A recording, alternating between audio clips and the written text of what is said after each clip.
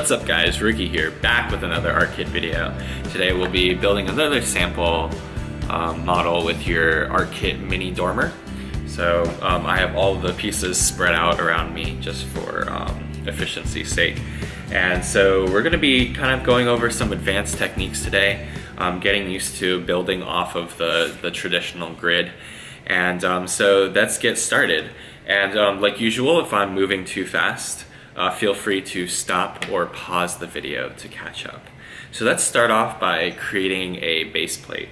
So this is kind of the foundation to our structure. So we're going to create a 4x5. So we have a 4 tile and we have the Arckit 4x4 plate. So let's begin by turning those over and connecting them together. So we'll have this. Next, let's find out where the door to our home is. So let's begin by getting a door and placing it like so, right here. Right. Next we'll have a picture window and we'll place it right next to the door. I often like to pair these two components together. I think they look well together.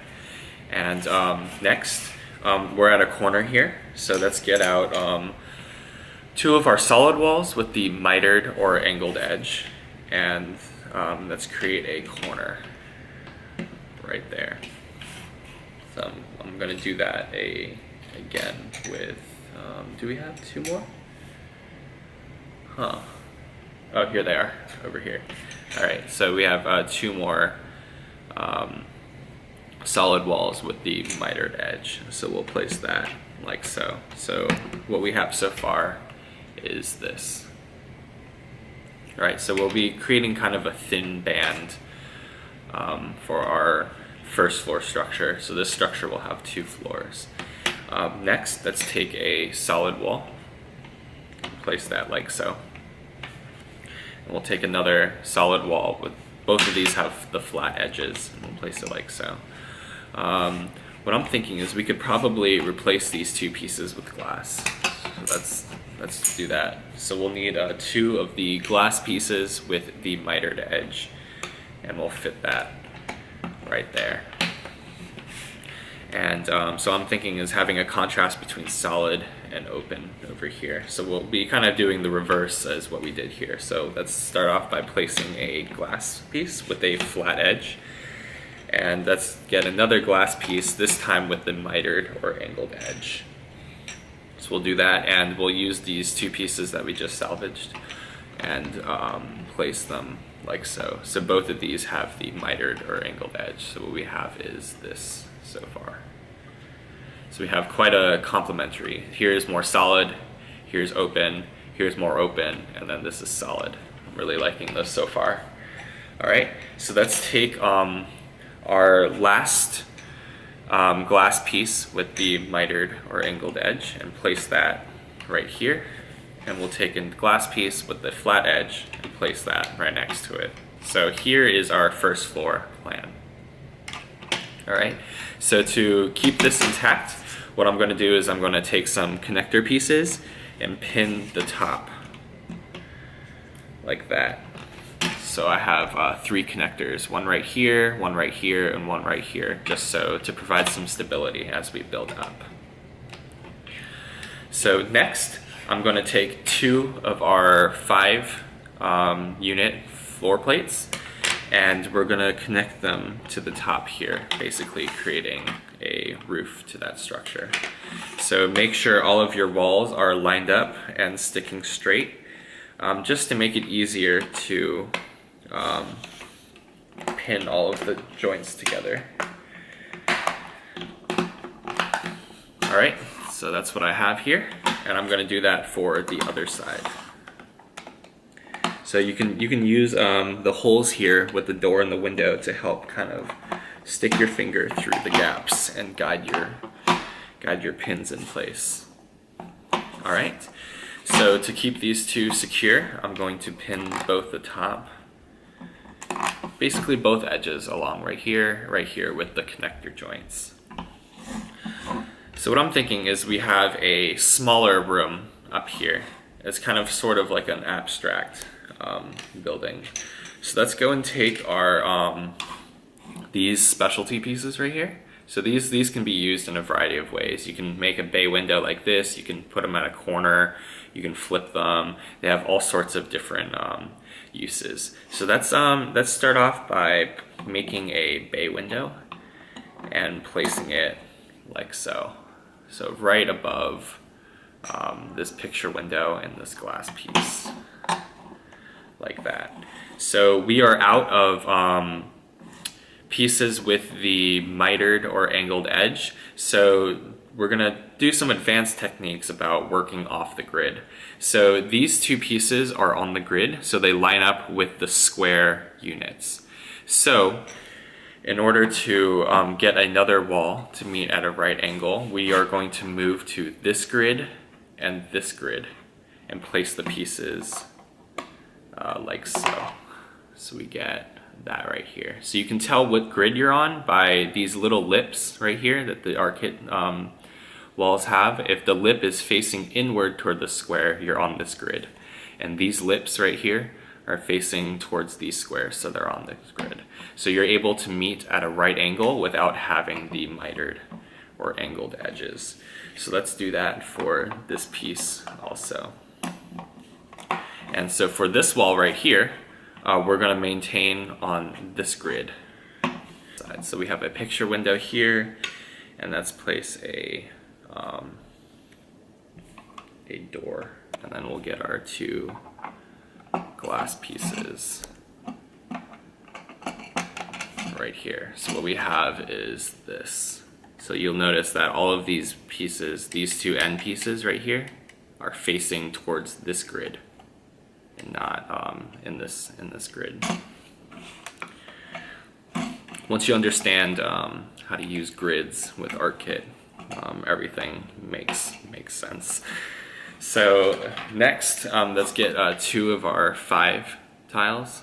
So they have 5 units long, and we'll be placing them on these 2 grids right here. So that means these walls right here and right here and right here and right here are going to be the ones holding up that tile. So let's go and place that like so, and like so.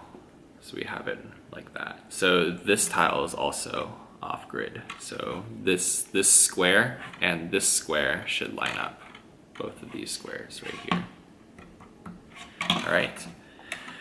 So now to clean up this inside, we're going to use our kind of our connector joints and wall extenders. So let's go and start off by placing the corners. So I'm going to flip this door around so the pin is on the other side. And I'm going to place a corner right there. So let's get started by placing the 4 corners. And I'll show you what it looks like. So we get that. Pretty simple. All right. So we'll take these connector joints and place them across to get a clean looking finish. All right. So next, we're going to use our roof trusses right here and basically place them on either end. So you'll notice I chose the polished edge. You always want the finished edge facing outward and this rougher edge facing inward. So I did that for both sides. So with our roof tiles here, we have a 3-unit piece and also a 2-unit piece. So we're gonna make sure that our trusses in the middle will line up with these pieces here.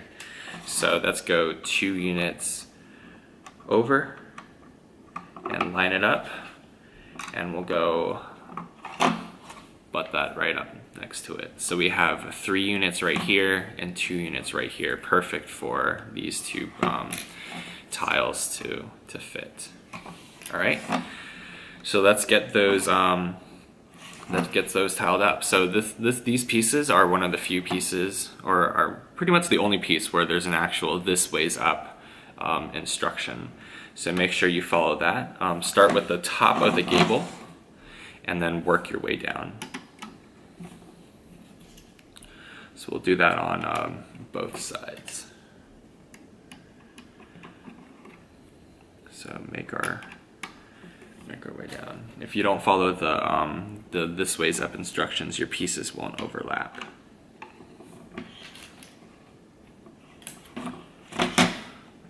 So we'll do that for both sides, making our way down. All right, and with this side, this is Arckit mini dormer after all, so we'll use the dormer pieces and place that right there, and place that right here. So with this gap at the top, we'll use our traditional tiles and clip like so. So it should fit right in place. All right, so we got this really cool roof balcony here. And so I'm thinking that could be some sort of green roof. So we can place our tiles like so, to make that sort of aesthetic. So these tiles will pin together, but since these tiles will be slightly angled up because of these pieces are off-grid, so these the squares won't pin perfectly, but that is perfectly fine. So we got 4 more of these roof tiles. So I was thinking is we can create some sort of landscape. So I like to use these tiles for both landscaping and roof. So like that right there. So that's about it that I have for you today. We used up pretty much all of the pieces, which is awesome. This is quite an optimized model. And I hope you learned some new techniques. This was a not too easy of a model to build, but I hope you were able to follow along just fine. So thank you for watching, and I'll see you next time.